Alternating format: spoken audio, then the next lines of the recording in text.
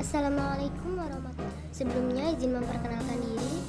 Nama Selisa Putri, NPM 1911 090248 dari kelas Fisika 5C.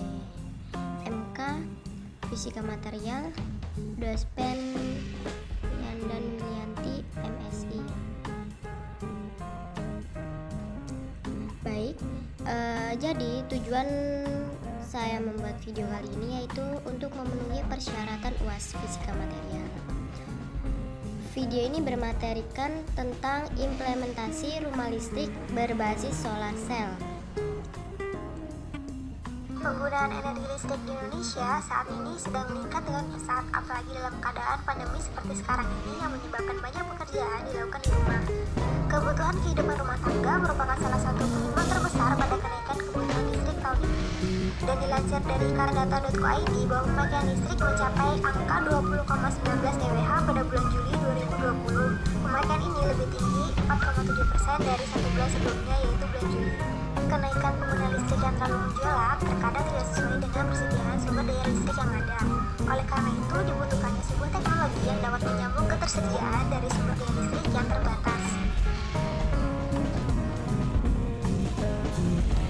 Alexander Edmund Bickel secara tidak sengaja menemukan sebuah inovasi baru untuk aliran listrik yang datang dari sinar matahari. Berkat sinar jatuh ke larutan elektrokimia yang digunakan untuk penelitiannya. Hal ini menyebabkan muatan elektron pada larutan meningkat. Akan tetapi, belum ada penjelasan secara ilmiah dan Bickel yang kemudian diteruskan oleh Albert Einstein menamai peristiwa listrik yang terjadi secara alami ini sebagai photoelectric event.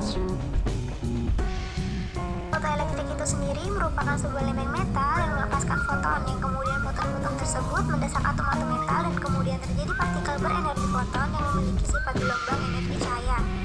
Penelitian mengenai aliran listrik dari surya berlanjut dan berhubungan dengan penemuan konsep kuantum mekanik, hingga kemudian perusahaan bel telepon menciptakan sel surya yang solid untuk pertama kalinya dan mulai diaplikasikan ke pengguna listrik kehidupan manusia.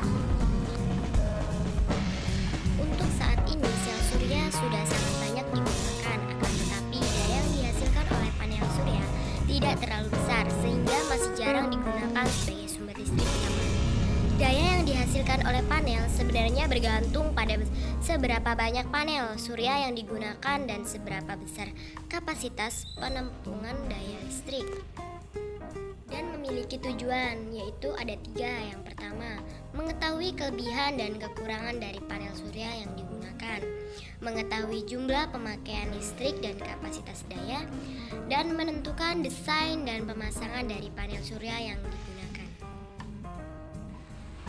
Konsep dari rumah listrik yaitu pembangkitan listrik tenaga surya atau solar cell mempunyai konsep yang sederhana, yaitu mengubah cahaya matahari menjadi energi listrik.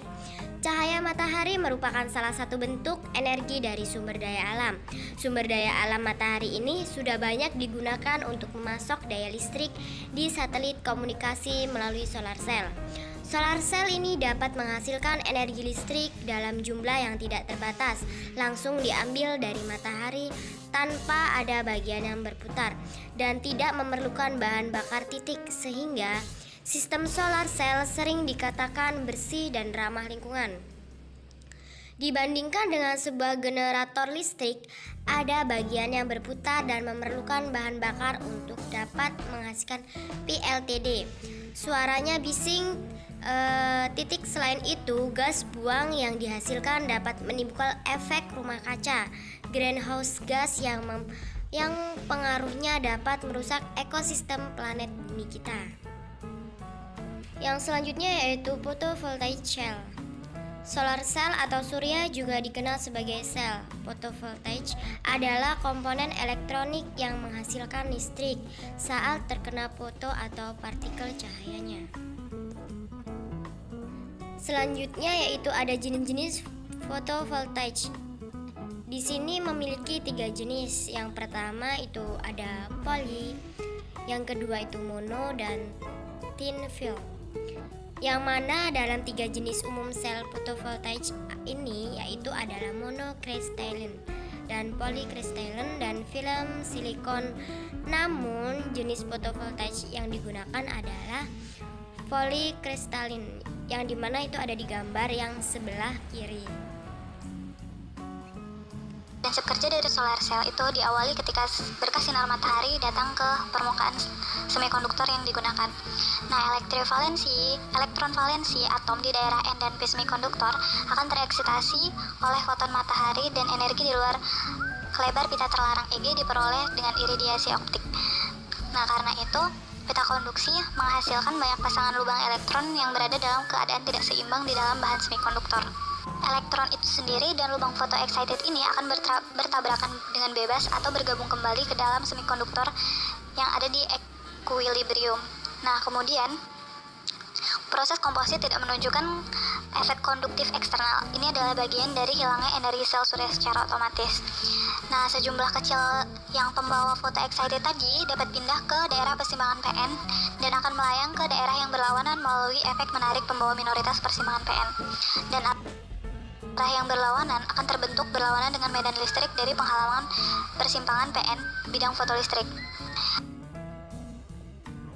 Selanjutnya yaitu ada wiring diagram. Wiring diagram yaitu merupakan gambar dari perkabelan dalam instalasi listrik, yang posisi kabel simbol-simbol kelistrikan seperti kontak dan saklar. Dalam desain diagram ini terdapat tahapan yang akan dilalui oleh elektron. Yang pertama itu pada TV yang itu tempatnya itu bahan semikonduktor itu ada, jadi nanti berkas sinar matahari akan datang, lalu akan terjadi efek-efek fotoelektrik, yaitu efek fotoelektrik itu ketika pembukaan udah di udara itu terkena berkas sinar matahari, kemudian akan melepaskan elektron seperti tadi yang sudah saya jelaskan, yaitu cara kerja solar cell.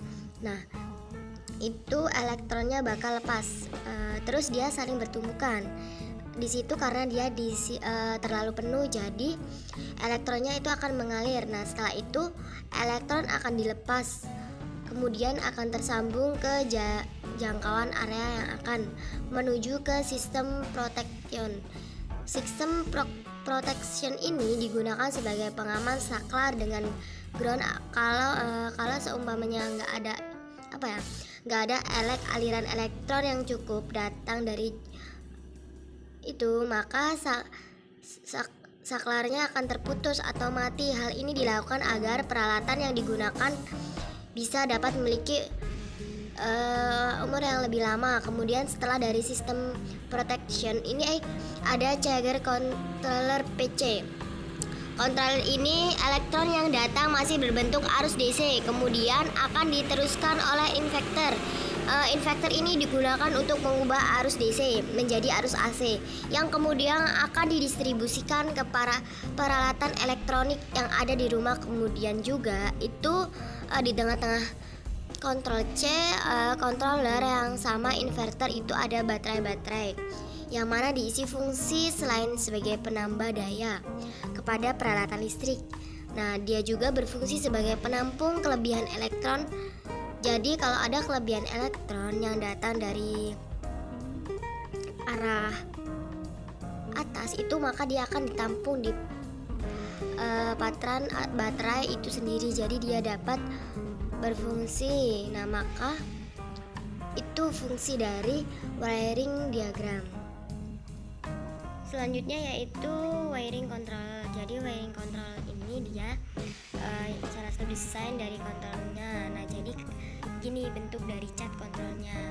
Dia akan dimasukkan, dapat dilihat ke slit selanjutnya, yaitu wiring baterai. Yang mana wiring baterai ini yang digunakan itu ada 8 baterai. Untuk gambar yang atas itu ada 8 baterai di sini. Ini digunakan bentuknya seperti gini, disusunnya tuh 2 dari atas dan di bawahnya itu dibuat 2 slit kayak gitu. Yang selanjutnya yaitu desain rangka sistem, yang mana di dalam desain rangka sistem ini posisi kemiringan dan arah dari TV-nya itu benar-benar harus diperhatikan, karena itu sangat mempengaruhi jumlah keluaran daya dari pembangkitan listrik yang ada akan dibuat. Idealnya arah panel surya diatur tegak lurus dari sinar matahari untuk menerima radiasi secara langsung. Hal berdasarkan sumber yang kita dapat dari sebuah jurnal, panel surya yang ideal itu menghadap ke arah timur dan arah ke utara, karena posisi itu intensitas cahaya matahari yang datang itu merupakan terbesar dari keempat arah mata angin.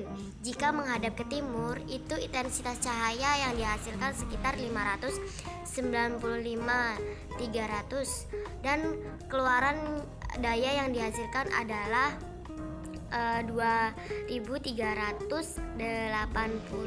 watts. Nah, itu diukur pada satuan kondisi sekitar pukul 10.30.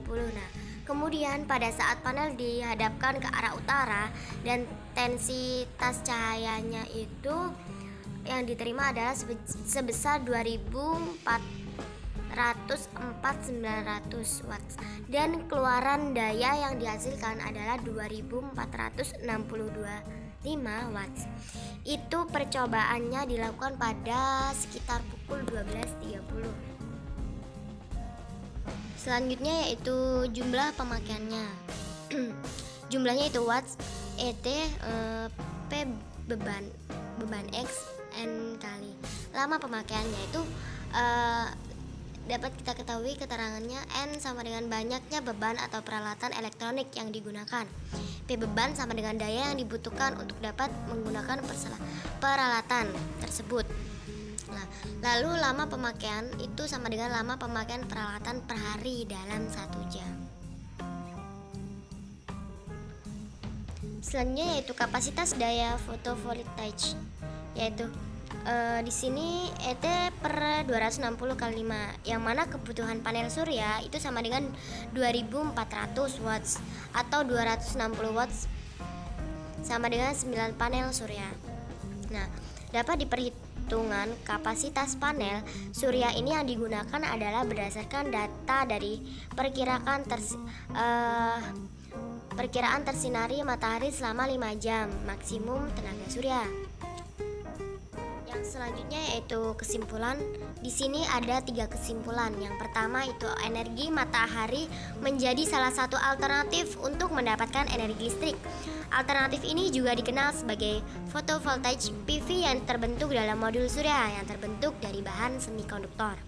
Yang kedua itu panel yang digunakan dalam instalasi pada jumlah ini adalah polikristalin.